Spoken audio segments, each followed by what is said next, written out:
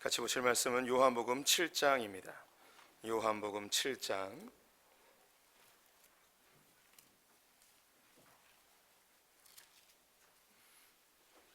신약성경 158쪽입니다. 신약성경 158쪽 요한복음 7장 51절부터 8장 1절까지의 말씀입니다. 신약성경 157쪽 요한복음 7장 52절부터 8장 1절까지의 말씀을 함께 교독하도록 하겠습니다. 그들이 대답하여 이르되 너도 갈릴리에서 왔느냐? 찾아보라, 갈릴리에서는 선지자가 나지 못하느니라 하였더라.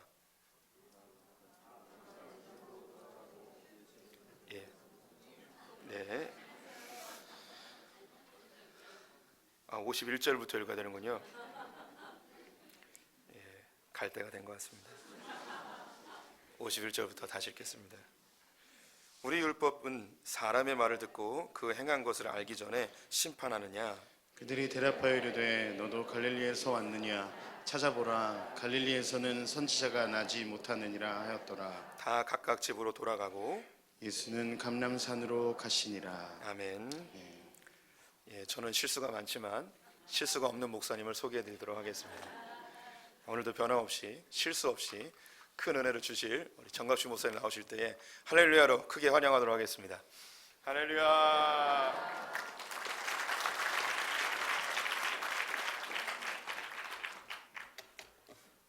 원래 7장 53절과 8절 1절인데 8장 1절인데 제가 실수로 잘못 보냈어요.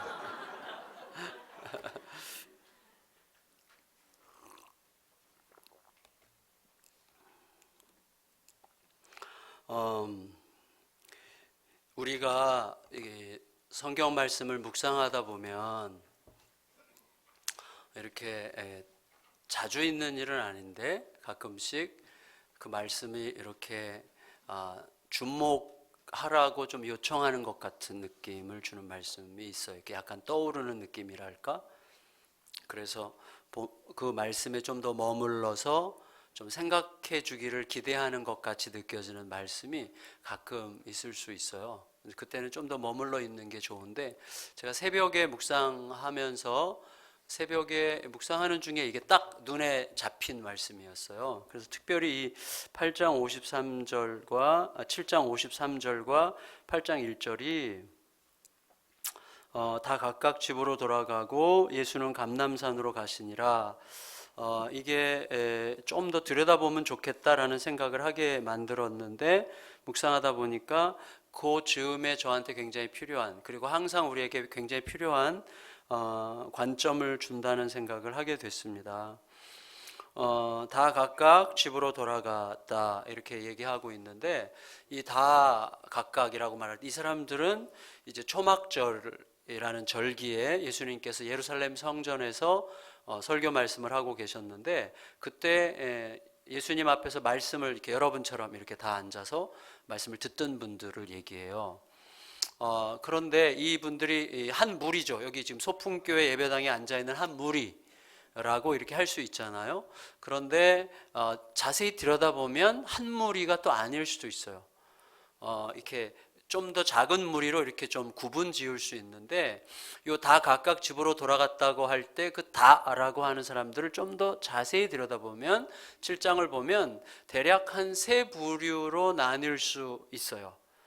첫 번째 부류는 어떤 사람들인가 하면 예수님 말씀을 들으면서 은혜를 흠뻑 받고 예수님 말씀을 참 잘 들은 사람들이에요. 그래서 어느 정도로 잘 들었는가 하면 예수님의 말씀을 듣는 동안 이렇게 말씀하시는 분은 선지자, 옛날에 모세가 예언했던 나와 같은 선지자를 주실 것이다라고 했던 이스라엘 백성들이 오랫동안 기다려왔던 이제 종말의 때, 구원의 때가 오면 어떤 그 선지자, 하나님께서 말씀하신 그 선지자가 올 거라고 얘기했던 그 선지자를 기다렸는데, 바로 이분이 그 선지자거나 아니면 이분이야말로 메시아겠다, 이분이 이렇게 말하는 분이 메시아가 아니면 누가 메시아겠는가라고 생각할 만큼 말씀을 잘 들은 사람이에요. 그러니까 이런 거랑 똑같은 거죠. 김창현 목사님과 여러분이 누군가가 이렇게 얘기를 하는데 목사님이랑 몇 마디 하면서 목사님이시네요? 이렇게 말하는 거죠.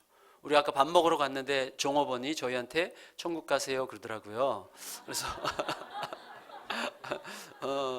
그래서 그건 좀 약간 기분이 안 좋았어요. 우리가 천국 가기 직전에 좀 아슬아슬하구나, 이렇게 그렇게 보이는구나, 이렇게 느껴질 수 있는데, 어쨌거나 이 사람들은 메시아가 전하는 말씀을 들으면서 이분이야말로 메시아겠구나라고 생각했으니 말씀을 얼마나 잘 들은 거예요. 그렇죠. 그러니까 메시아가 전하는 말을 듣는 동안 그 말을 들은 게 아니라 말하는 그분, 그 존재를 들은 거죠. 이렇게 말씀하시는 분은 이런 분일 거야 라고 생각한 거니까 굉장히 말씀을 잘 들은 사람들이라고 할 수가 있죠. 그러니까 저는 설교 중에 말씀을 잘 듣는 분들은 특징이 있다고 생각해요. 저희 교회도 굉장히 말씀을 잘 듣는 분이 한 분 계세요. 그분을 꼭 확인해 주세요. 가끔씩 찾아와서 목사님 오늘 나 들으라고 설교했죠? 이렇게 목사님 나 들으라고 설교했죠? 이런 분들이 계세요. 어떤 때는 그분이 한 번은 개척 초창기에 그분이 나는 우리 목사님이 이렇게 표적 설교하는 분인지 몰랐다. 어떻게 특정한 사람을 딱 집어가지고 들으라고 그렇게 설교하면 되겠냐, 이런 식으로 저를 약간 비난하셨는데 제가 그분이 그렇게 얘기할 때 이렇게 대답했어요. 정말 고맙다고. 저 진짜 장로님 들으라고 설교한 거라고 그랬어요. 그리고 저는 장로님처럼 모든 성도들이 나 들으라고 저 말하는구나 라고 생각하고 듣기를 바라면서 내가 설교하지, 성도들이 들으면서 저 인간 들어야 되는데 저 인간 이렇게 지금 졸고 있는 것 같아 그런 식으로 듣기를 기대하고 설교하지 않는다고. 모든 성도들이 전부 다 나 들으라고 하는구나 라고 생각하기를 기대하면서 설교하는 거죠. 맞죠? 그런 사람이 잘 듣는 거예요. 그러니까 진짜 잘 들은 거죠. 제가 그 장로님 손을 잡고 정말 고맙다고, 어쩌면 그렇게 말씀을 잘 들으셨냐고.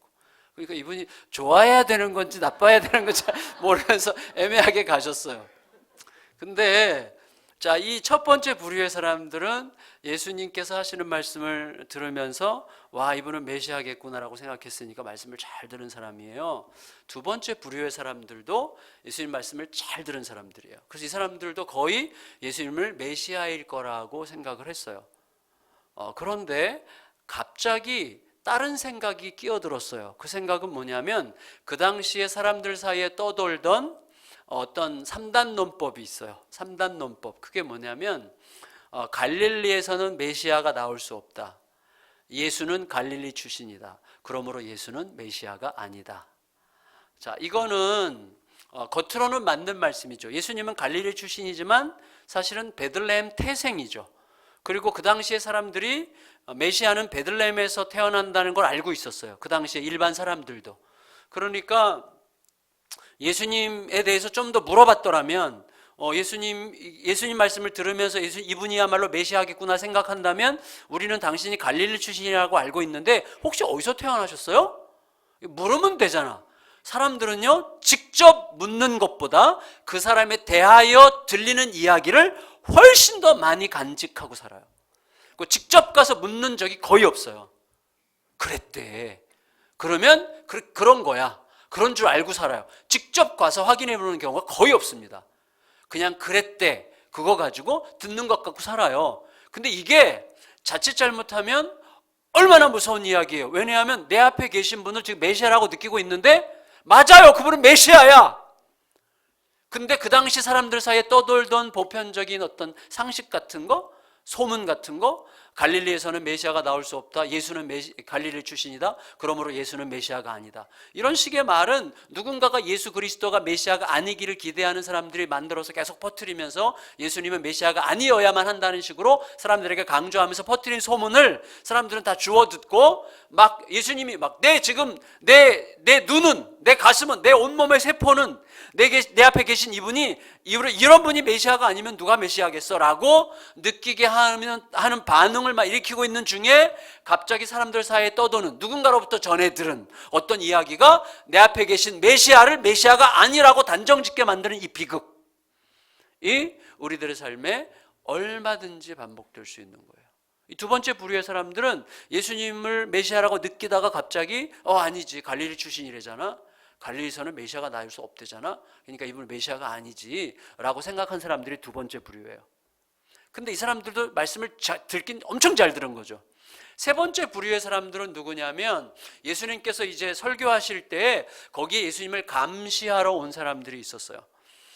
그 당시 종교 지도자들이 예수님을 매우 싫어하고 또 예수님을 망신 주고 또 예수님이 메시아가 아니어야 된다고 생각하고 예수님의 흠을 잡아가지고 모든 백성들 앞에서 더 이상 예수님이 주목할 만한 대상이 아니라는 것을 사람들에게 입증하기 위해서 하수인들을 고용했어요. 그래서 하수인들을 고용해서 너희 예수가 저기서 설교한다니까 가서 잘 들어봐. 잘 들어보면 우리가 그동안 가르쳐왔던 우리의 이 전통과 분명히 다른 이상한 사이비적 가르침을 가르칠 수 있으니까 꼬투리를 잡아서 무조건 끌고 와. 그러면 그 다음에는 우리가 알아서 처리할 테니까 뭐 이런 식으로 하수인들을 고용해가지고 그 하수인을 보냈어요. 그래서 예수님의 말씀에서 꼬투리를 잡으려고 하는 무리들이 그 군중 속에 있었어요.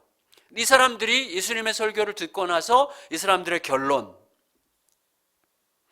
7장 45절 46절 읽겠습니다. 이 하수인들의 결론이에요. 7장 45절 46절 자기를 보낸 종교 지도자들에게 가서 이렇게 보고했어요. 시작. 아랫사람들이 대제사장들과 바리새인들에게로 오니 그들이 묻되 어찌하여 잡아오지 아니하였느냐.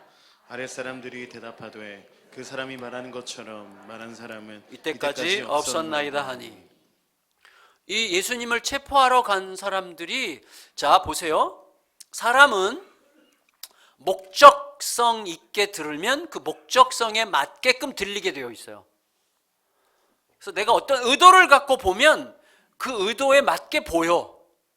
의심을 하면 의심에 맞게 이렇게 다 의심이 딱 맞는 것 같은 증거들이 막 보이는 것 같아요. 그러니까 이 사람들은 예수님의 꼬투리를 잡으려는 목적과 미션을 가지고 갔으니 어떻게든지 꼬투리를 잡으려고 갔고 또 그것 때문에 먹고 사는 사람들이고 그것 때문에 돈을 받았을 수 있고 그것 때문에 고용됐고 자기의 생계 문제가 거기에 달려 있는데 그러니 얼마나 눈에 쌍심지를 켜고 예수님의 들여다보면서 귀를 활짝 열고 예수님의 꼬투리를 잡으려고 얼마나 자세히 들었겠어요? 근데 듣다 보니까 넘어갔어. 예수님 말씀을 듣다 보니까 자기가 여기 왜 왔는지를 까먹었어.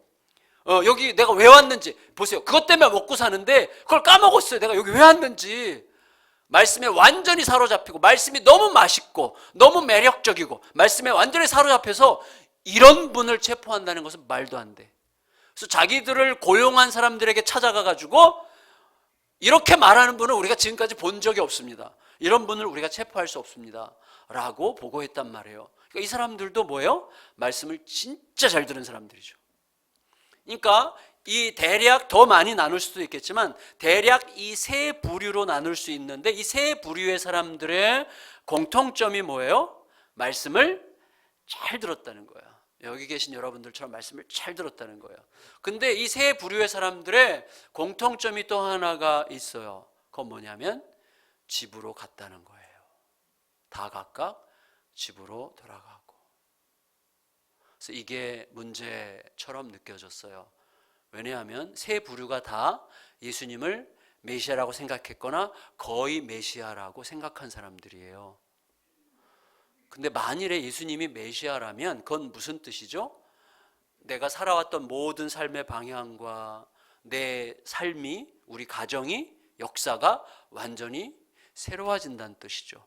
내 인생에 그동안 오랜 세월 기다려왔던 소망이 이제 드디어 내 앞에 계시다는 거죠. 그러니까 그분을 두고 떠나간다는 것은 말이 안 되는 거예요. 그분을 두고 떠나갈 수가 없어요. 그런데 시간 되니까 다 가. 다시 말하면 집이라고 하는 것은요, 여러분들이 오늘 집회 끝나면 다 이제 돌아가실 곳이 집인데 우리는 물리적 공간이죠. 어떤 공간으로 가는 거예요. 내게 익숙한 어떤 공간으로 가는데 여기에서 집은 저에게 어떤 물리적 공간, 내가 살고 있는 그 집, 한 공간으로서의 그 집을 말하기보다 어떤 상징이라는 느낌이 들었어요. 어떤 상징이냐 하면 나에게 매우 익숙한, 나에게 너무너무 익숙한, 그래서 시간 되면 가게 되는, 예를 들어서 예배를 드리다가 전화가 오면 받으러 나가. 자연스럽게. 지금 하나님을 만나다가 전화 오면 나가는 거예요. 매우 자연스럽게. 그게 집이죠. 다시 말하면 집이라는 것은 내 앞에 계신 이분이 메시아인데 메시아를 두고 메시아라고 느끼는 상황까지 갔음에도 불구하고 나로 하여금 가게 하는 그곳, 엄청난 힘이죠. 그게 집이에요. 집은 어마어마하게 센 힘을 가지고 있는 거예요. 엄청나게 센 힘을 갖고 있어요. 첫 번째 부류의 사람들에게 있어서 집은 어쩌면 자기가 살아왔던 삶의 방식일 거예요. 늘 살아왔던 방식대로, 늘 잘 생각해왔던 방식대로. 그래서 이 사람들은 마치 굉장히 보수적이거나 전통적이거나 내가 살아왔던 나의 삶의 그 기준, 프레임, 내가 살아왔던 어떤 삶의 프레임이 있죠. 내가 생각했던 방식대로 살아야 돼. 그래서 내 앞에 계신 분을 메시아라고 막 느끼고 있는 동안에도 시간 됐네, 빨리 가야지 하고 집에 간 사람들이에요. 그러니까 내 몸에 배어있는 삶의 방식이 너무 익숙하고 중요한 거예요. 굉장히 무서운 거죠. 굉장히 무서운 거예요. 이게 집이라는 게 진짜 무서운 거예요. 보세요. 오늘 새벽에 우리가 엘리야 이야기 했잖아요. 엘리야. 제가 다시 열이 좀 나는데 이거 좀 벗어도 될까요? 괜찮아요, 목사님. 여기다 놓으면 돼요. 제가 몸이 작아서 옷도 작아요. 그래서 여기다 놓으면 돼.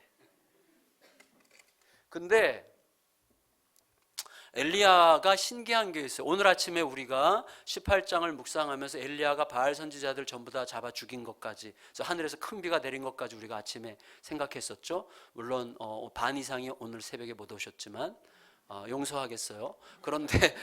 그런데 중요한 것은 그렇게 엄청난 영적 승리를 거둔 엘리야가 그 다음 날인가 이세벨이 남편으로부터 그 얘기를 듣고 이세벨이 사신을 보내가지고 협박하죠. 내일 이맘때까지 내가 너를 못 죽이면 신들이 내게 벌 위에 벌을 내릴 거야. 그 말은 뭐냐면 내가 내 목숨 걸고 내일 이맘때까지 너 반드시 죽일 거라는 말이죠. 그 말 듣고 엘리야가 주랭랑을 치잖아요. 그게 말이 안 되는 거예요. 왜냐하면 엘리야가 갈멜산 영적 전쟁을 제안할 때 이미 목숨을 내놨기 때문에만 할 수 있었던 제안을 한 거죠. 목숨 내놓지 않고 어떻게 그런 제안을 하겠어요? 그러니까 목숨을 처음부터 내놓은 사람이에요. 그리고 이세벨은 원래 그런 여자예요. 원래 그렇게 싸가지가 없고 뭐 이렇게 좀 거칠고 그런 여자죠. 내일 이맘때까지 나 널 죽여버릴 거야 이렇게 얘기한단 말이죠. 그런데 원래 목숨을 내놓은 사람이 원래 그렇게 말하는 여자의 말을 듣고 주랭랑을 쳤어요. 그거는 이세벨의 문제도 아니에요. 이세벨의 문제가 아니라, 이세벨은 원래 그런 여자니까 이세벨의 문제가 아니라 내 속에 어떤 문제인데, 그 핵심이 뭔지 아세요? 이거예요. 이게 집 이야기를 제가 하려고 하는 핵심인데, 우리가 하나님의 뜻을 행하다가 시험에 드는 일은 없어요. 자, 지금 엘리야는 시험에 들었는데 하나님의 뜻을 행하는 사람은 절대 시험에 들지 않습니다. 왜냐하면 하나님의 뜻을 행하다가 잘 안 되잖아요. 시험에 들 필요가 없어요. 그때는 뭐 하면 돼요? 물어보면 돼요. 하나님께. 하나님, 저 이거 하나님의 뜻인 줄 알았는데 아닌가 봐요. 그럼 제가 이제부터 어떻게 하면 되죠?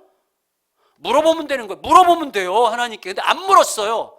엘리야가 하나님께 묻지 않고 그냥 삐져가지고 돌아서서 나 죽여주세요 그랬어요. 죽여주세요 그 말은 뭐죠? 하나님, 나 더 이상 하나님이랑 일하고 싶지 않아요. 다시 말하면 실망했어요 그 말이죠. 하나님, 이럴 줄 몰랐어요 그 말이죠. 이럴 줄 몰랐어요라는 말을 왜 하죠? 내 전제가 있는 거죠. 다시 말하면 갈멜산에서 승리한 직후에 자기 그림이 생긴 거예요. 이럴 거야 라는 그림. 자기 프레임이라고 하죠. 프레임. 신앙생활은 뭐예요? 프레임이 박살나는 거예요. 날마다 아침마다 내 프레임이 깨지는 거예요. 그런데 영적으로 큰 승리를 거두고 나면 프레임이 생겨요. 이제 이렇게 되겠구나.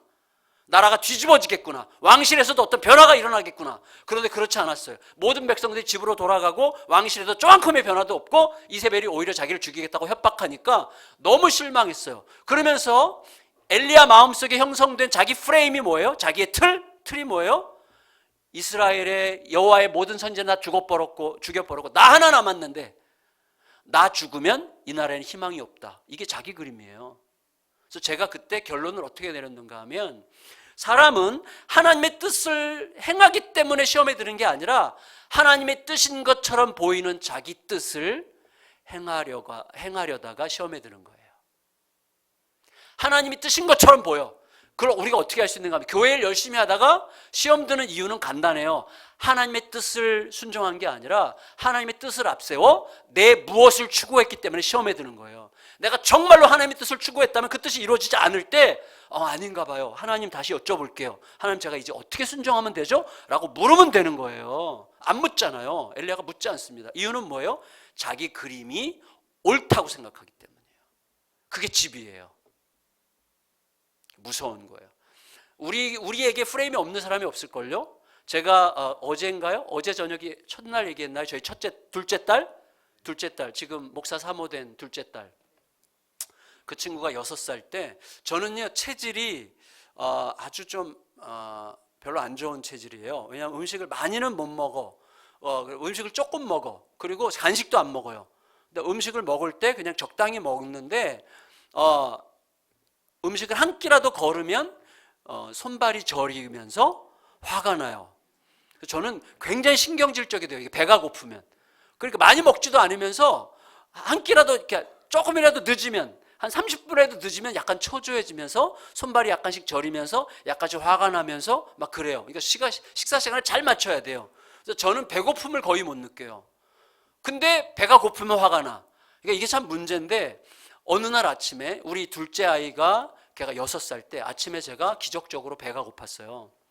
그래서 제가 너무 기분이 좋아가지고 여보 빨리 밥 줘. 나 지금 배가 고프려고 그래. 요 타이밍이 지나면 화가 나는 거예요. 근데 아내가 알았어 조금만 기다려. 와 너무 좋다. 당신 배고프다니까 막 그러면서 막 부엌에 가서 막 이렇게 하다가 갑자기 너무 미안해하면서 나오는 거예요. 왜?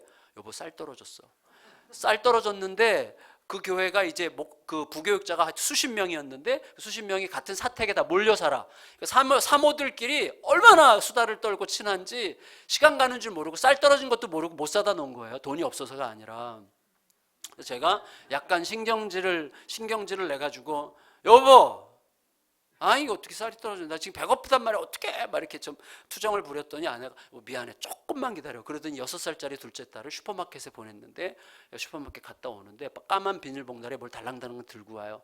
보니까 그때 처음 나오던 햇반을 사갖고 온 거예요. 햇반 2개. 근데 얘가 햇반을 꺼내면서 저희한테 퀴즈를 냈어요. 엄마 아빠 이거 쌀 몇 개로 만든 건 줄 알아? 몰라. 몰랐어? 이거 2,000개로 만든 거야. 그래? 줘봐. 자세히 보니까 써 있어요. 2,000쌀밥 이렇게 2,000쌀밥.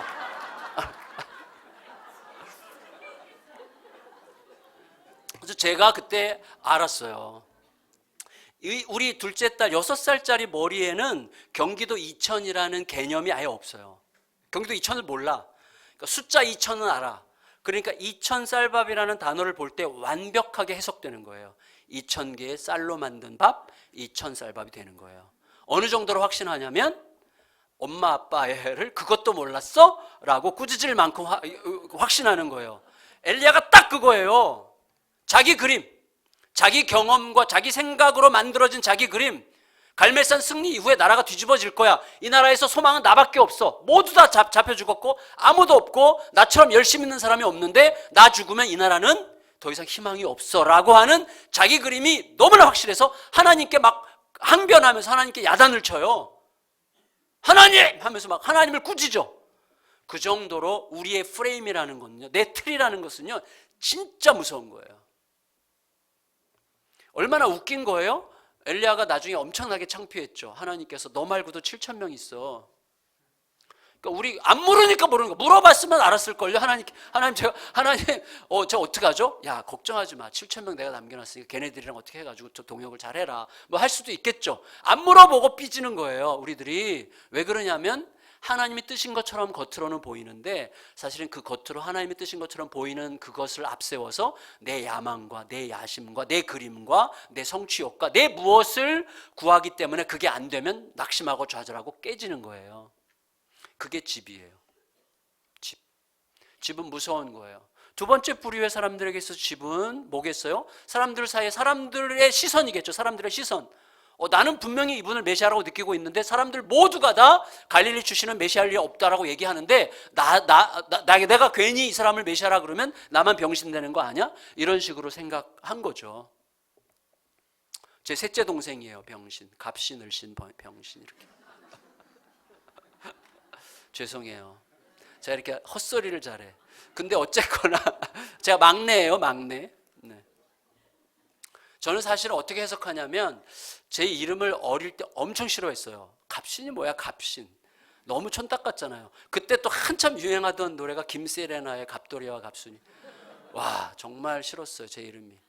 왜? 우리는 또 제 돌림, 이게 다 갑자의 돌림, 제 사촌들 전부 다 가운데가 갑이야. 그러니까 좋은 이름이 나올 수가 없어요. 근데 제가 요새는 제 이름을 굉장히 사랑해요. 끝에 믿을 신자를 붙였잖아요. 믿을 신자. 갑옷 같은 믿음이에요. 믿음의 최고예요. 최고의 믿음. 갑신이에요. 그래서 이 이름이 저를 압박해요. 좋은 의미로 압박해요. 믿음이 떨어지면 안 돼요. 좀 떨어지면 을신이 되고, 좀 더 떨어지면 큰일 나요. 믿음 떨어지면 안 돼요. 제가 이 이름을 사랑하기로 결정했어요. 근데 중요한 건 뭐냐면, 자, 사람들이 나를 어떻게 생각하는가? 그리고 내가 사람들 사이에 튀면 어떡하지? 그러니까 사람들 사이에 보편성, 우리가 보통 중간이나 간다, 튀지 마, 이런 것처럼 보편성을 너무나 중요하게 생각하는 거예요. 괜히 튀는 게 싫은 거야. 사람들 사이에 떠도는 상식이 내 오감이 이분을 메시아라고 느끼고 있는데 사람들 사이에 떠도는 상식이 내 느낌을 밟아버려가지고 내 앞에 계시면 진짜 메시아인데 그가 메시아가 아니라고 단정짓게 만들어요. 뭐가? 상식이. 사람들 사이에 떠도는 이야기가. 얼마나 무섭습니까? 진짜 무서운 거예요. 그리고 집으로 가죠. 세 번째 부류의 사람은 뭐예요? 예수님의 말씀을 듣고 완전히 은혜를 받아서 체포하러 온 자기의 미션까지 잊어버렸지만 예수님을 따르진 못해요. 그렇다고 자기들을 고용한 종교 지도자들을 버리지도 못해. 가서 보고하잖아요. 그러니까 이 사람들은 먹고 사는 문제에 갇혀 있는 거죠. 그것 때문에 집으로 가는 거예요. 그러니까 집이라는 것은요, 굉장한 힘이에요. 내 앞에 계신 그분을 두고 가게 할 만큼 엄청난 에너지를 가지고 있는 게 집이에요. 집. 무서운 거죠. 아주 강하고 무서운 게 집이죠. 성도 여러분, 그래서 저는 이 집에 대해서 고민을 참 많이 하게 됐어요. 집. 사실은 예를 들어서 교회에서도 이제 교회 나이가 들어가면 교회도 그 나이 값을 해요. 그래서 30년 되면 30년 된 30살짜리 특징이 있어, 교회가. 50년 되면 50살짜리 특징이 나와요. 점점 뭐가 이렇게 자리를 잡아가는데, 자리를 잡아간다는 것은 이중적인 의미죠. 안정되지만 동시에 변화를 싫어하게 되는 거죠. 예, 제가 여기서 나이가 들어가는지 익숙한 게 사라지는 게 그렇게 싫어요. 저도 이제 내일 모레 60인데 사실 그게 싫은 거예요. 야, 그래서 내가 언제 이렇게 할아버지가 돼가지고, 제가 손주가 넷이 있거든요. 손주가 넷. 그러니까 손주가 넷이 생기니까 벌써 이렇게 보는 관점이 굉장히 달라지는 거예요. 그리고 제가 굉장히 보수적이 되는 것 같고, 저도 모르게. 그리고 제가 목사님 나이 정도 될 때 정말 그랬거든요. 근데 지금은 나도 모르게 약간씩 보수적이 되어가는 걸 느껴요. 참 희한하다 싶어요. 이게 집이 형성되는 거예요. 그래서 그것의 가장 유치하고 대표적인 케이스가 뭐냐면, 이제 교회가 나이가 들잖아요. 그럼 성도들이 앉는 자리가 정해져. 그래서 늘 그 자리에 앉아. 늘 그 자리에 앉아요. 뭐 좋은 거죠. 근데 그건 나쁜 게 아니에요. 좋은 거예요. 그런데 문제는 어느 날 예배실에 왔는데 누가 나보다 먼저 와서 내가 늘 앉는 그 자리에 앉았어. 그럼 어떻게 돼요? 멀리도 못 가. 그 근처에 앉아서 예배 드릴 때 계속 째려봐. 내 집을 주장하는 거예요. 내 집을. 네, 내 집이 생기는 거예요. 다시 말하면 집이라는 건 뭐냐면, 내가 원하는 어떤 것을 내 마음대로 핸들링하고 그 안에 있을 때, 그런 객관적 조건이 확보되어 있을 때만 비로소 안전하고 편안하다고 느낄 수 있는 어떤 조건이 형성된 상태. 그게 집이죠. 그리고 우리가 전부 다 그것을 위해서 달려가고 있는지도 몰라요. 집. 그래서 보다 더 다른 사람보다 꿀리지 않을 만한 생활의 객관적 조건들을 더 많이 확보함으로써 그 안에서 안정감을 누리려고 하는 무엇이죠. 그래서 이 집의 최초, 이 세상에서 집을 처음 지은 사람이 누구예요? 그렇죠. 네, 아무도 얘기 안 했어요. 속으로 얘기하셨을 거예요. 가인이죠, 가인이에요. 그래서 가인이 하나님 앞에 자기 동생과 함께 제사를 드렸죠. 근데 하나님이 자기 동생 제사는 받고 자기 건 안 받았죠. 그러면 만일에 이게 바뀌어서 아벨 제사는 안 받으시고 가인 제사만 받으셨다. 그러면 아벨은 어떻게 했을까요? 전 이렇게 했을 거라고 확신해요. 하나님, 제가 하나님께 제사 드리는 태도와 저의 제물에 무슨 문제가 있는지 가르쳐 주시면 다시 드리면 안 될까요? 그러면 되잖아요. 이상하게 사람들은 안 물어요, 하나님께. 가인이 안 물어요. 안 묻는다는 건 뭐죠? 하나님이 어떻게 내 제사를 안 받을 수 있어, 그 말이죠. 다시 말하면 자기가 준비한 제사는 하나님께서 당연히 기꺼이 기쁘게 받으셔야만 되는 제사라고 내가 정한 거예요. 하나님 받으셔야만 돼. 근데 안 받으시니까 화가 나는 거예요. 그리고 가인의 문제가 뭐예요? 동생을 때려 죽인 거죠. 그러니까 화가 난 거죠. 화낼 필요 없어요. 왜? 하나님으로부터 거절당했으면 하나님, 저를 가르쳐 주세요. 뭐가 문제인지 가르쳐 주시면 제가 고쳐서 다시 제사 드리겠습니다 하는 사람이 하나님의 뜻을 구하는 사람이에요. 그 사람이 하나님의 집을 구하는 사람이에요. 자기 집, 다시 말하면 내가 옳은 거예요. 내가 준비했는데 완벽한 거예요. 이건 하나님이 안 받으시면 내 문제가 아니라 하나님 문제예요. 그러니까 어떻게 안 받으시니까 화를 내잖아요. 화를 내고 어떻게 해요? 하나님이 옳다 여기시고 그 제사를 받으신 아벨을 죽임으로써 가인은 하나님을 심판한 거예요. 하나님이 틀렸어요. 하나님을 심판했어요. 그게 집이에요. 여러분, 자기 집이 강한 사람은요, 교회에서 뭔가를 추구하다가 내 뜻이 거절당하잖아요. 혹은 내 뜻이 안 받아들여지잖아요. 못 견뎌요, 못 견뎌. 여러분, 하나님의 뜻을 구한 게 아니에요. 결국 내 집을 구하는 거예요, 내 집. 내 주장과 내 의견이 관철되지 않으면, 관철 좀 안 되면 어때요? 얼마든지 거절당해도 되죠. 그럼 이거 아닌가 봐? 그럼 하나님의 뜻을 다시 찾아가면 되잖아요. 물어보면서. 제가 틀렸습니까? 이게 너무너무 중요한 거예요. 그래서 우리가 집짓기라는 게 무서워요. 보세요. 근데 가인이 동생 죽이고 나서 가인의 마음에 가득 찬 게 뭐였어요? 두려움이에요. 두려움. 그래서 누가 나를 해칠까 봐 두렵습니다라고 두려움에 사로잡혀요. 왜 두려움에 사로잡히죠? 내가 누군가를 죽여봤기 때문에 나도 누군가가 죽일 수 있다는 두려움이 생기는 거예요. 두려움에 사로잡혀요. 두려움. 여러분, 두려움도 엄청난 에너지죠. 두려움이라는 건 뭘 하게 하는 에너지예요. 두려워서 공부하고요. 두려워서 열심히 하고요. 맞을까 봐 두려워서 뭐 하고 그러는 거죠. 그렇죠. 근데 그거는 엄청난 에너지지만 반드시 파괴적입니다. 두려움의 에너지는요, 파괴적이죠. 그래서 하나님은 사랑이시죠. 그래서 요한일서에서 뭐라 그랬어요? 사랑은 두려움을 내어 쫓는다 그랬죠. 두려움은 엄청난 에너지예요. 에너지긴 에너지인데 파괴적인 에너지죠. 여러분, 우리 자식들을요, 부모들이 두려움으로 키우면요, 결국은 파괴적인 결과가 나옵니다. 사랑으로 키워야죠. 우리는 하나님으로부터 일방적 사랑, 무조건적인 사랑을 받아놓고 우리는 자식들에게 굉장히 조건적인 사랑을 해요. 그래, 너가 이거는 해야지. 제가 첫날 우리 둘째 딸 얘기한 것처럼 그거예요. 근데 두려움이 어떻게 작동합니까? 이제 보세요. 가인이 결혼했어요. 결혼해서 애를 낳았어요. 가인의 아들을 낳았어요. 아들의 이름이 뭐죠? 그렇죠. 아무도 얘기 안 했어요. 가인의 아들의 이름이 에녹이에요. 에녹. 하나님과 300년 동안 동행한 그 에녹 말고 동명이인이에요. 하나님과 300년 동안 동행한 에녹은 창세기 5장에 나오고 가인의 아들 에녹은 창세기 4장에 나와요. 근데 가인의 아들 에녹을 낳자마자 가인이 한 게 성을 쌓은 거예요. 집을 졌어요. 도시를 건설했어요. 왜요? 두려워서. 누군가가 나를 해칠지 모른다고 생각했기 때문에 아들을 낳자마자 아들을 어떤 것으로부터 보호해야 된다고 생각한 거예요. 두려우니까. 누군가가 해치지 못하도록 보호해야 된다고 생각하고 성을 쌓은 거예요. 그럼 어떻게 되는 거죠? 어떻게 되는 거예요? 자, 이 아이들은 당장은 보호받죠. 당장은 보호받죠. 그렇지만 아버지의 두려움을 이어받죠. 왜요? 성 안에서만 편안해. 성 바깥의 모든 세상은 두려운 세상이라고 이미 어릴 때부터 학습받는 거예요. 성 바깥의 모든 세상은 두려운 세상. 성 밖을 나가면 안 돼. 그래서 성을 더 견고하게 쌓아야 돼. 성을 더 튼튼하게 쌓아라. 성을 더 높이 쌓아라.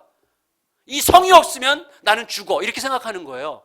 우리 자녀들을 그딴 식으로 양육할 가능성이 많습니다. 너 이거 안 하면 망해. 이거 안 하면 큰일 나.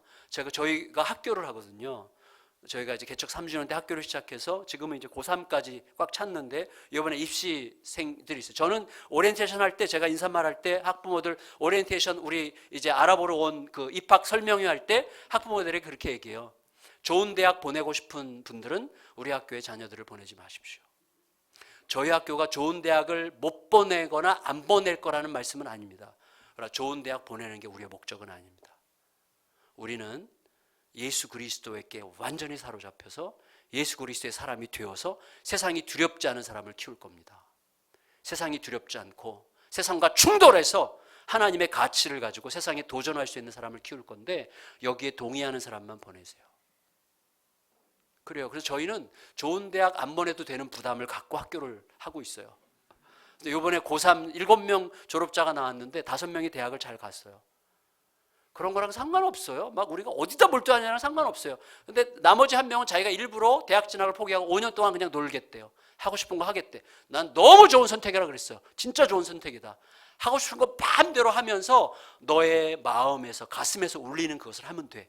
얘가 아멘 하고 갔어요. 한 해는 자기가 선생님들이 해주는데 냈으면 합격했는데 그냥 꿈이 너무 커가지고 너무 높은 데다 냈다가 떨어졌는데 이제 지 몫이죠. 근데 어쨌거나 어떻게 해도 관계가 없는 거예요. 제가 말씀드린 이유는 뭐냐면 이 가인은요 자기 아이를 위해서 성을 쌓음으로써 이 아이로 하여금 좁은 성 이름도 에녹성인데 좁은 에녹성 안에서만 자유할 수 있게 만들어준 거예요. 에녹성 바깥은요 세상은 넓고 할 일은 많은 세상이 진짜 완전히 얼마나 넓은 세상인데 그 모든 넓은 세상에서는 항상 의심과 두려움의 부자유함 속에 살게 만든 거죠. 두려움으로 자기의 두려움을 물려준 거예요. 우리가 자식들에게 너 이거 안 하면 큰일 나, 이거 안 하면 너 망해, 이것도 배우고 저것도 하고 이것도 쌓고 저것도 하고 스펙이 얼마나 중요한지도 몰라. 저는요 우리 아이들에게 야 스펙 쌓지 말고 예수님을 더 사랑해라. 그 사랑이 너에게 가르쳐주게 해라. 사랑이 너에게 말을 걸어올 거고 그 사랑이 너에게 시키는 대로 하면 되는 거야. 애들이 그걸 이제 알아들어요. 몇 년 동안 들으면 알아들어요. 그렇게 가는 거예요. 애들이 너무 멋있게 커요. 진짜 저희 학교를 방문하는 외부인들은요 다 알아요. 애들이 왜 이렇게 밝아요? 구김살이 하나도 없어요. 애들이 너무 밝고 막 제 방에 늘 들락거리면서 간식 뺏어가고 막 얼마나 막 저한테 도전하고 질의응답하면요 막 묻는 게 너무 많아. 저는 그런 게 너무 좋은 거예요. 두려워하지 말아라. 너희가 뭐가 두렵냐? 예수님만 두려워해라. 그 사랑을 뺏길까 봐 그것만 두려워해라. 그러는 거죠. 근데 이 가인은요 두려움이 작동하니까 자기 아들을 낳고는 아들에게 두려움을 물려준 거예요. 그런데 보세요. 창세기 5장에 나오는 에녹, 하나님과 300년 동안 동행한 그 에녹 보세요. 에녹은 하나님과 동행했더라만 있죠. 그거를 저는 이런 식으로 해석하고 싶어요. 그 에녹에게 있어서 자기의 집은 하나님이었더라. 하나님을 집으로 삼았어요. 하나님이 내 집이야. 다윗은 그 비밀을 알았어요. 여호와는 나의 반석, 나의 요새, 나의 산성. 한마디로 여호와는 나의 집이란 뜻이에요. 그래서 시편 23편의 결론이 뭐예요? 내가 여호와의 집에 영원히 거하리로다. 여러분 여호와 하나님이 내 집이면 어떻게 되죠? 하나님이 안 계신 곳이 없고 안 계신 때가 없어요.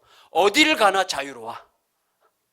어딜 가나 자유롭죠. 어딜 가나 아버지가 계시고 어딜 가나 아버지의 보호하심 날개 아래 있는데 뭐가 두렵겠어요? 뭐가? 시편 139편처럼 주를 피해 어딜 가겠어요? 어디나 계시죠. 어디나 계시죠. 그게 창세기 하나님과 동행한 에녹이죠. 그게 바로 예수님께서 감람산으로 가셨다는 뜻이에요. 여러분 보세요. 운전 좋아하세요? 운전? 죄송해요. 별로 대답하고 싶지 않으신가 봐. 근데 운전을 좋아하는 사람은요 굉장히 주도적이래요. 굉장히 저도 운전을 굉장히 좋아하거든요. 주도적인 사람이래요. 왜냐하면 그러니까 차야말로 제가 재작년 1월 달에 저희 동네에 셀프 세차장 부스가 5개짜리 셀프 세차장이 있어요. 부스가 5개야. 그래서 차가 5대가 동시에 들어가서 닦는데 1시간, 그 추운데 영하 막 8도, 7도 해서 막 얼음이 이렇게 얼었는데 바닥에 1시간을 기다리는데 아무도 안 나와. 이 5대 전체가 꽉 차, 뒤에도 기다리고 있는데 얼마나 열심히 닦는지 진짜 차를. 제가 사장님한테 아니 어떻게 1시간 되도록 이렇게 아무도 안 나와요. 그랬더니 목사님 제가요 6시간 닦는 사람 봤어요 그러더라고요. 6시간 차를 닦고. 근데 제가 가만히 관찰해 보니까 차를 닦는데 뭐 좋은 차도 있지만 뭐 그냥 그 국민차 이런 것들도요 막 그 이쑤시개에다가 헝겊 싸가지고 그 이렇게 막 홈피에 있는데 막 이렇게 해서 막 닦고 뭐 바르고 해서 닦고 막. 제가 뒤에서 결론을 내렸어요. 결론. 야, 예배구나. 예배를 드리고 있더라고. 예배를.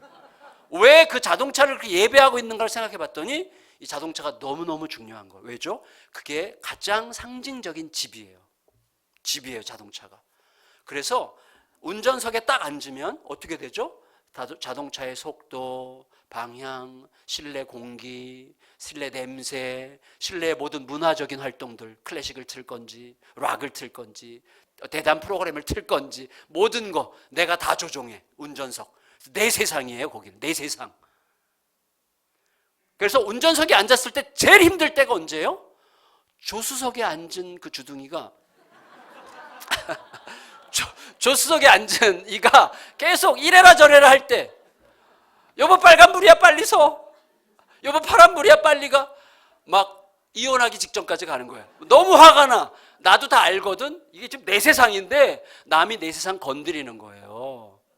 너무너무 화가 나는. 그래서 뭐 운전 이렇게 가르쳐 주다가 이혼한다며. 그건 진짜 조수석에 앉는 분은 그래서 그냥 가만히 있어야 돼요. 왜냐면 운전할 때는요 다 내 세상인 거예요. 그걸 어떻게 할 수 있는가 하면요, 내 세상인데 내가 가는 길, 내 모든 속도, 모든 걸 내가 조종하고 있는데 이게 갑자기 방해를 받아. 언제죠? 갑자기 누가 얄밉게 끼어들 때. 그때 여기 가슴이 우리가 얼마나 막 싸나워집니까? 저는 그래요. 저는 진짜 싸나워져서, 저는요 진짜 얄밉게 끼어드는 인간 하면요 저는 실제로 이렇게 상상해요. 실제로 차에다가 특수 레이저를 장착해가지고 그 사람이 모르게 트렁크를 그냥 잘라버려. 너무 얄미우니까. 그래서 그 사람이 자기 주차장 가서 주차 딱 하려다 보니까 트렁크가 없어. 그걸 상상하면서 막 고소해하고 막 그랬거든요. 제가 정말 유치하죠. 그래서 저는 나는 진짜 왜 이렇게 유치할까 이렇게 생각하는데, 제가 재작년에 9월부터 11월까지 여기 안암동의 고려대학교라고, 여기가 아니죠, 저쪽에 서울에 고려대학교의 교수님들이 고려대학교 학교의 그 예배를 좀 더 이렇게 단단하게 활성화시키고 싶다. 거기 기독인 예배가 있어요, 매주 화요일마다. 그래서 이제 한 사람한테 좀 부탁해서 길게 한번 끌고 가면 좋겠다. 그래서 제가 화요일마다 갔어요. 9월부터 11월까지. 거기 교수님들이랑 조교들이랑 학생들에서 한 60-70명이 매주 화요일마다 예배를 드렸는데, 제가 어느 날은 예배 끝나고 밥 먹으면서 이 얘기를 했어요. 제가 레이저 얘기를. 저 진짜 유치한 사람인데요 하면서 막 얘기를 했더니 그 생명공학과 교수님 한 분이 깜짝 놀라면서, 목사님 어떻게 이렇게 완벽하게 나랑 똑같은 생각을 했냐고. 자기도 똑같이 생각했대요. 특수 레이저를 장착해가지고. 우리가 그렇게 그러니까 내 집이 회방받는 것을 못 견디는 거예요, 우리들은. 내 세상을 만들고 싶은 거예요. 십자가는 뭐죠? 누구든지 치고 들어오는 존재로 변하는 거예요. 예수님은 왜 그렇게 만만하게 오셨을까요? 저는 요새 갈수록 놀라는데요, 저희 교육자들이랑 이제 저희는 그 주일 저녁마다 4시부터 6시까지 소위 셀라눔이라는 걸 해요. 그때는 뭐 사역 이야기 일체 못하고 그냥 내 마음 이야기, 부부관계 이야기, 내 속에 있는 이야기를 막 쏟아내고 울고 웃고 막 그런 시간인데, 제가 한 번은 묵상하는데 이런 생각을 하게 됐어요. 예수님은 제자들이 예수님에게 화를 내도 되는 분위기로 그 제자 공동체를 끌어가셨어요. 제자들이 화내고 짜증내고 예수님께 따지고 그래도 되는 분위기였단 말이에요. 예수님이 그렇게 끌고 가요. 다시 말하면 예수님은 존재로 사람들이 얼마든지 치고 들어가도 되는 만만하게 오신 예수님이셨어요. 그런데 예수님께 더 치고 들어가 보면 그의 아름다우심 때문에 절대로 예수님을 만만하게 볼 수 없죠. 그 앞에 엎드리게 되는 거예요. 누구나 다 예수님 앞에 갈 수 있게 했고, 누구나 다 예수님 앞에 떼쓸 수 있게 허용하시는데, 예수님을 알게 되면 그 앞에 고요히 엎드리게 되는 거죠. 그곳이 감람산이에요. 우리는 자기 집을 지려고 해요. 자기 집. 근데 예수님은 그 시간에 감람산으로 가셔요. 감람산에는 내가 원하는 게 내가 원하는 장소에 내가 원하는 때에 언제든지 얻도록 배치된 게 아무것도 없어요. 냉장고도 없고. 우리 집은요, 모든 게 내가 쓰기 좋도록 딱딱딱 배치되어 있잖아요. 그게 집이에요. 뭐 내 세상을 만드는 거, 전부 다 내 세상. 예, 우리 애들끼리, 자라나는 애들끼리 왜 싸워요? 저희 딸, 큰딸, 둘째 딸 자라면서 맨날 싸운 게, 그거 어디다 뒀어? 야, 그거 어디다 뒀어? 내가 그거 오늘 입으려고 딱 싸놓은 거, 그거 어디다 뒀어? 그거 가지고 맨날 싸우는 거예요. 그러니까 내가 원하는 때에 내가 원하는 것을 내가 원하는 방식으로 쓸 수 있도록 항상 준비되어 있어야 되는 거예요. 이게 회방받으면 못 견디는 거죠. 자, 우리가 하나님의 집을 구하잖아요. 내가 하던 일이 다 망가져도 상관없고요. 깨져도 상관없고요. 아무 상관없어요. 그 자리에서 물으면 되는 거예요. 하나님께 물으면 되는 거고, 하나님께서 마음에 주시는 감동을 따라 그냥 움직이면 그게 최고의 길이 될 거예요. 왜 근데 우리가 그렇게 낙심하죠? 내가 그림을 그렸기 때문이에요. 여기를 갖고 이렇게 돼서 요거 지난 다음에는 여기로 가서, 그렇지, 그러면 아마 꿀리지 않는 어떤 삶을 살 수 있을 거야. 그림을 다 그려놨기 때문에 너무 심각하게 좌절하는 거예요. 그 그림대로 안 되면. 우리는 그림이 없는 존재들이죠. 그리고 그림이 있을 때는 언제죠? 주님이 그리게 하실 때만 있는 거죠. 근데 주님이 그리게 하실 때는요, 그 그림이 깨지는 것 같아 보여도 상관없어요. 왜냐하면 하나님께서 정하신 그림은 원래 깨지는 것 같아 보이는 순간이 있었던 거예요. 그 길을 가보면 알아요. 그 깨지는 것처럼 보이는 순간이 있었기 때문에 결국 그 그림으로 갔다는 것을 돌아보면 다 알게 되어 있어요. 그러니까 깨지는 것 같아 보여도 상관이 없어요. 하나님께 물으면서 그 길을 가면 아무 상관이 없는 거예요. 그게 아버지 집이에요. 여러분, 감람산에는요, 냉장고, 세탁기, 화장실 아무것도 없어요. 내가 원하는 것이 내가 원하는 곳에 아무것도 없는 곳이 감람산이에요. 하나밖에 없어요. 기도의 자리, 곧 아버지의 뜻을 묻는 자리만 있는 곳이 감람산이죠. 그리로 가신 거예요. 사람들이 다 각각 자기 집으로 갈 때 예수님은 감람산으로 가셨어요. 자, 그런데 감람산으로 가셨던 예수님과 각각 자기 집으로 갔던 사람들을 대표하는 자들이 예수님 앞에 그 성전에서 그 다음날 모여요. 자기의 집을 구하는 자들을 대표하는 자들이 종교 지도자들이죠. 이들은 어느 정도로 집이 강해요? 자기들이 만들어 놓은 그 집에 예수님이 안 들어와요. 그 틀에 안 들어와 예수님이. 그러니까 하나님의 아들을 죽여버리잖아요. 자기들의 구원자를 죽여버리잖아요. 집이 그렇게 무서운 거라니까요. 내 틀, 내가 형성한 내 틀, 내 전제, 내 그림, 너무 무서운 거예요. 하나님의 아들을 죽일 정도로 무서운 거예요. 근데 이 종교자들, 자기 집을 구하는 자들의 대표자들인 종교 지도자들과 아버지 집을 지난밤에 구하신, 아버지 집에서 오신 예수님이 다시 성전에서 만나는 사건이 현장에서 가늠하다 잡힌 여인 사건이에요. 바로 8장 2절부터 이어지는 내용이에요. 자, 이 스토리를 짧게 요약적으로 말씀을 드릴게요. 여러분, 저를 보세요. 자기 집을 그린 자들은 지금 예수가 밥맛이야. 예수가 눈에 안 보이면 좋겠어요. 그래서 예수를 어떻게든지 망신을 주어서 백성들이 더 이상 관심을 못 갖게 하든지 아니면 죽여버리든지 둘 중에 하나였으면 좋겠어요. 근데 일단은 망신을 주고 싶어가지고 어떻게 했어요? 예수님을 궁지에 빠뜨리기 위해서 자기 그림에 맞는 무언가를 만들었어요. 그래서 누군가를 예의주시하다가 현장에서 가늠하다 잡힌 여인을 의도적으로 데리고 와서 예수님 앞에 패대기를 치고 많은 사람들이 둘러보는 가운데 예수님께 도전하죠. 여러 가지로 해석할 수 있지만 저는 간단하게 이렇게 말하고 싶어요. 당신은 모세의 편을 들겠소? 여자의 편을 들겠소? 이 말이죠. 당신은 지금까지 이런 더러운 여자들처럼 죄인들의 친구라고 자처해왔고, 당신은 지금까지 죄인을 위하여 왔다고 그랬고, 이런 더러운 것을 위해서 왔다고 했는데, 지금 이 순간에도 당신은 이런 더러운 죄인의 친구가 되겠소? 아니면 모세의 친구가 되겠소? 모세는 이런 여자를 돌로 들어 쳐서 죽여라고 했어. 누구의 친구가 되겠소? 이렇게 물었단 말이에요. 자, 근데 예수님께서 어떻게 하셨는지 다 아시죠?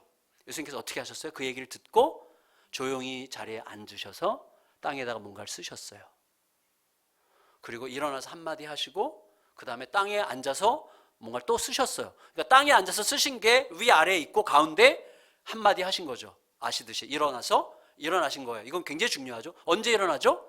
재판장이 임할 때 일어나는 거죠. 일어나서 예수님께서 말씀하셨어요. 너희 중에 죄 없는 자가 돌을 들어 치라. 자, 그러면 이게 무슨 뜻이겠죠? 잘 생각하셔야 돼요. 저를 보세요. 예수님께서 땅에 앉아서 쓰신 게 뭘까? 몰라요. 그리고 예수님께서 너희 중에 죄 없는 자가 돌을 들어 치라, 이 의미와 예수님께서 우리가 땅에 앉아서 쓰신 내용이 뭔지, 땅에 앉아서 쓰신 이유가 뭔지를 우리가 알 수는 없지만, 땅에 앉아서 쓰시고 일어나서 한마디 하시고 다시 땅에 앉아서 쓰신 걸 보면 일어나서 한마디 하신 그것과 땅에 앉아서 쓰신 것은 연관되어 있는 거죠. 연관되어 있죠. 연관되어 있죠. 네, 아멘. 반응을 가끔씩은 해보세요. 저는 뭐 아멘 이런 걸 막 끌어내는 건 아닌데 그냥 해봤어요. 근데 자 보세요. 땅에 앉아서 뭔가를 쓰신 내용이 뭔지 무슨 의미인지 우리 알 길이 없지만 일어나서 한마디 선언하신 것과는 긴밀한 연관이 있겠어요. 일어나서 선언하신 게 뭐예요? 너희 중에 죄 없는 자가 돌을 들어 치라 그랬죠. 그럼 이 선언이 어떤 결과를 낳았어요? 돌 들었던 사람들이 전부 다 돌 내려놓고 돌아가게 만드는 결과를 낳았죠.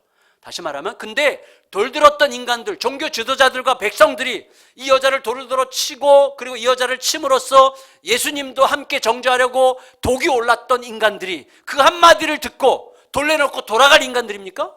천만의 말씀. 돌아갈 인간들이 아니에요. 근데 예수님의 그 말씀을 듣고 그들이 조용히 돌아갔다는 건 무슨 뜻이죠? 예수님의 그 말씀 속에서 하나님의 임재를 경험한 거예요. 예수님의 그 말씀과 함께 하나님의 임재를 경험하지 않았다면 절대로 할 수 없는 행동이에요. 돌을 내려놓고 고요히 돌아갔어요. 무슨 말인가 하면 이런 거죠. 지금 너희들이 재판장의 자리에 앉아서 이 여자를 피고석에 앉히고 나를 증인석에 앉혀서 너희들이 지금 재판을 하고 있구나. 내가 너희에게 말하노니 재판장의 자리에서 내려와. 우리의 재판장은 하나님 한 분뿐이셔. 하나님이 너에게 말씀하시니 너희 중에 죄 없는 자가 돌을 들어 치라 말씀하신 거고, 자리에 앉아 쓰신 것은 저는 하나님을 그 자리에 하나님의 임재를 초대하는 그 자리를 아버지 집으로 만드시는 예수님의 행위였다고 생각해요. 분위기가 형성이 됐어요. 그들을 재판장의 자리에서 내려오게 하고 하나님만이 우리의 유일한 재판장이심을 선언하고, 하나님의 선언이죠. 너희 중에 죄 없는 자가 돌을 들어 치라. 이것은 하나님의 선언으로 그들의 귀에 들렸기 때문에 그들은 조용히 돌을 내려놓고 돌아가게 됐어요. 여러분, 자기들의 집을 구하는 자들은요, 아버지 집을 구하는 자를 상대할 수 없어요. 어떻게 치고 들어와도 자기 집을 구하지 않고 아버지 집을 구하는 자들은요, 누가 어떻게 치고 들어와도 죽어도 안 망해요. 죽어도 안 죽어. 이거 제 말이 아니에요. 예수님 말씀이에요. 나를 믿는 자는 죽어도 살 것이요. 이게 죽어도 안 죽을 것이요. 그 말 아니에요? 예수님 말씀이에요. 세상이 감당치 못하느니라. 그게 아버지 집을 구하는 자의 길이에요. 모든 일에 배불러요. 모든 일에 만족해요. 근데 우리들의 삶을 가만히 보면 세상이 감당하고도 남아.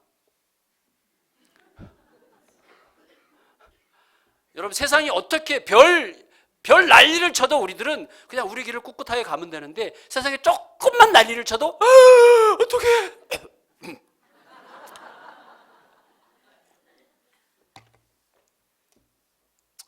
세상이 충분히 감당하고도 남아요.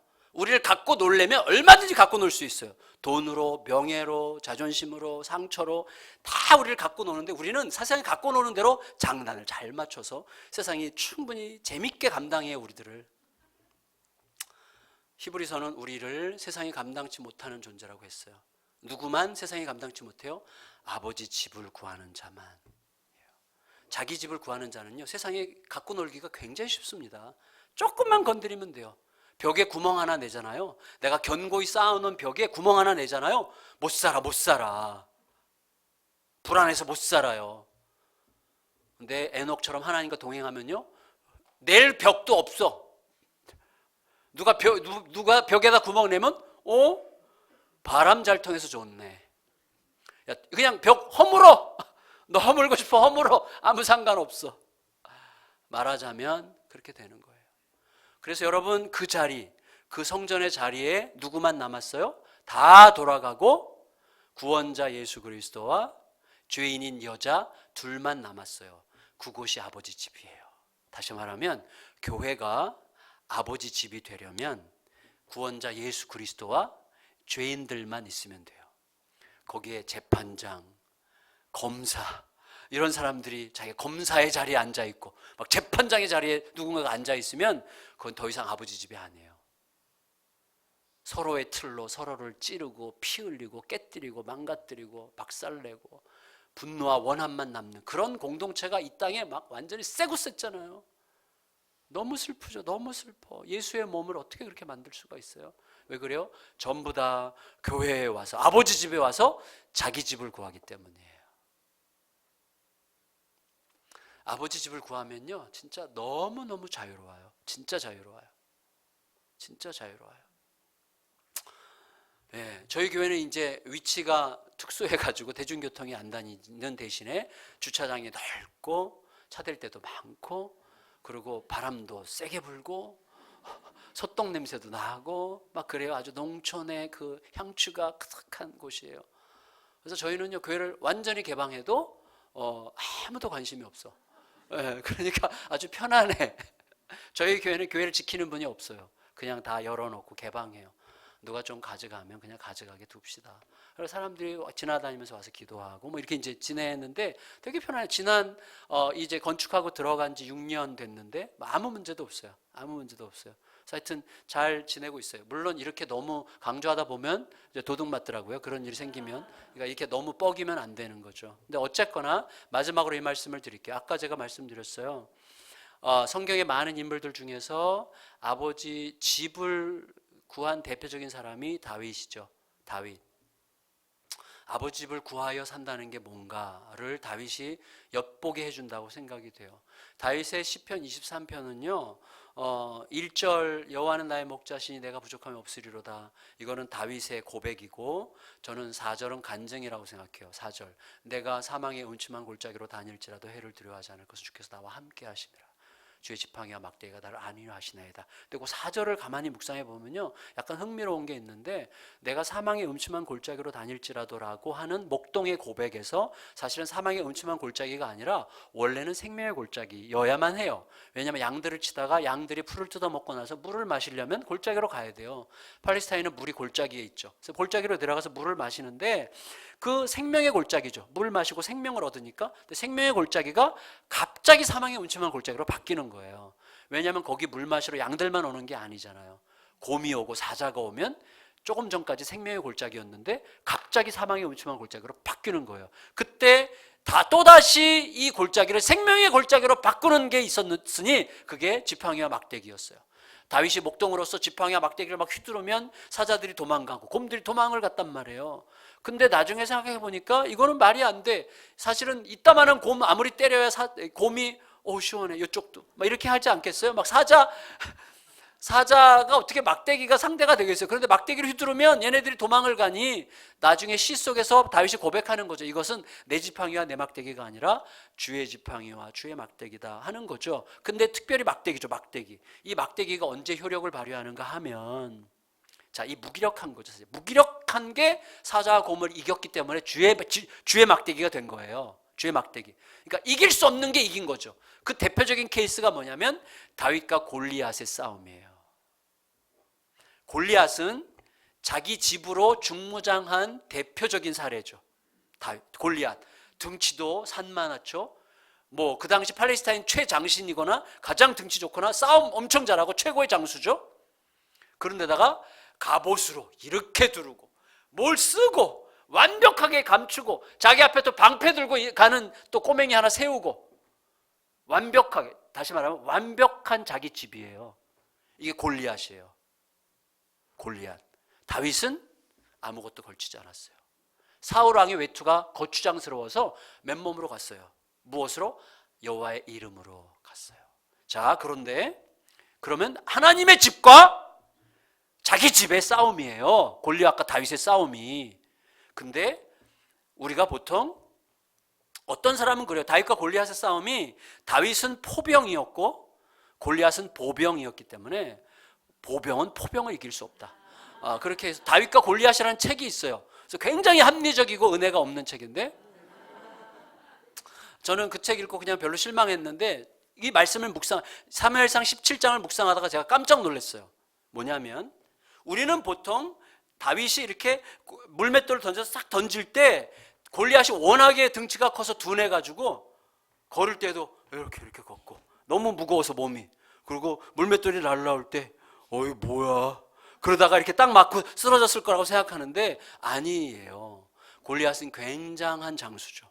골리앗을 당할 만한 사람이 없고 이렇게 피하면 되는 건데 골리앗이 맞은 이유는 하나밖에 없어요. 방심했기 때문이에요. 방심했기 때문이에요. 근데 중요한 건 뭐냐면 왜 방심했느냐는 거예요. 왜 방심했는 줄 아세요? 골리앗이 본 게 다윗의 손에 막대기였어요. 나중에 사무엘상 17장 자세히 보시면 이렇게 되어 있어요. 다윗을 보면서 골리앗이 이렇게 말해요. 너가 나를 개로 여기고 손에 막대기를 들고 나왔느냐 이렇게 얘기해요. 다시 말하면 골리앗은 다윗의 손에 막대기를 본 거예요. 그리고 막대기를 보는 순간 이거 말도 안 돼. 뭐 이런 걸 내보냈어. 야 너가 나를 개로 여기고 손에 막대기 들고 나왔어? 진짜 얘네들은 야 니네 그렇게 싸울 인간이 없어. 그냥 밟으면 이길 거라고 확신하는 거예요. 그러니까 다윗의 손에 막대기를 보는 순간 골리앗은 자기의 승리를 확신했어요. 뭐야 이거 니네들. 야 진짜 말도 안 돼. 어떻게 꼬맹이가 손에 막대기 들고 나서 막 내가 세계 최고의 장수거든. 근데 막대기 들고 깔짝거리고 있어 지금 어디서. 그래서 막대기를 보는 순간 완전히 이긴 거예요 자기가. 그때 맞은 거예요. 문맥이. 다시 말하면 뭡니까? 막대기가 우리에게 뭘 가르쳐줘요? 십자가죠. 같은 나무여서 십자가가 아니라 상징이죠. 다시 말해 십자가는 뭐예요? 사탄이 완전한 승리를 확신한 게 십자가죠. 십자가에서 하나님의 아들이 죽는 순간 사탄은 자기의 승리를 확신했지만 그게 자기의 결정적 패배가 된 것처럼 다윗의 손에 막대기는 골리앗으로 하여금 완전한 승리를 확신하게 만들었지만 그 순간 골리앗은 쓰러진 거예요. 우리에게 있어서 아버지 집을 구하는 자에게 가장 강력한 힘은 예수 그리스도밖에 없어요. 세상이 별로 가치 있게 생각하지 않고 그렇게 대단히 중요하다 생각하지 않고 그걸로 이 치열한 세상에서 무슨 상대가 되겠어? 그딴 것까지 그렇게 추상적인 뭐 믿음, 기도, 그리스도, 말씀, 야 그딴 것 지금 이렇게 치열하게 냉정하고 이렇게 차갑게 돌아가는 세상에서 그딴 추상적이고 낭만적인 이야기로 무슨 승부가 난다고 생각해? 라고 하는 그게 우리의 가장 위대한 무기예요. 여러분 하나님은 살아계십니다. 우리가 그의 뜻을 따라 가는 자를 찾으세요. 예수 그리스도가 그의 무기력함이 승리의 근거예요. 그게 아버지 집을 구하는 거예요. 그래서 우리가 당장 지금 뭔가를 구하기 전에 항상 내가 아버지 집을 먼저 구하는가, 그의 나라를 먼저 구하는가, 아버지의 시선을 먼저 구하는가, 아버지의 대의 명분을 먼저 구하느냐 늘 질문하면서 그것을 먼저 구하고자 아버지 집으로 들어가고자 할 때 내 집은 하나님이 지어주세요. 진짜로 하나님이 어느새 지어주시는 것을 경험하여 예수님께서 약속하신 마태복음 6장 33절 너희는 먼저 그의 나라와 그의 의를 구하라 그리하면 이 모든 것을 너희에게 더하시리라. 그 말은 뭐예요? 내가 너희 아버지가 돼줄게 그 말이에요. 그 말을 우리의 삶에서 입증맞는 성도들로 살아내시기를 존귀하신 예수님의 이름으로 축원합니다. 우리 같이 오늘 말씀 생각하면서 하나님 제가 어느새 저도 모르게 내 집을 구하기 위해서 혈안이 되어 있고 거기에 마음을 다 뺏기고 불안과 두려움과 염려와 근심으로 하나님 내 삶을 가득 채우며 살고 있지 않습니까? 주여 오늘부터 다시 주의 집을 구하여 감람산으로 가겠습니다. 주의 뜻을 구하여 주 앞에 엎드리고 주의 나라와 의를 구함으로 아버지가 우리의 삶에 집을 지어주시는 것을 보는 영광스러운 하나님의 사람의 삶을 살게 하여 주시옵소서. 이 기도 제목 가지고 같이 합심해서 간절히 기도드리겠습니다. 기도합니다.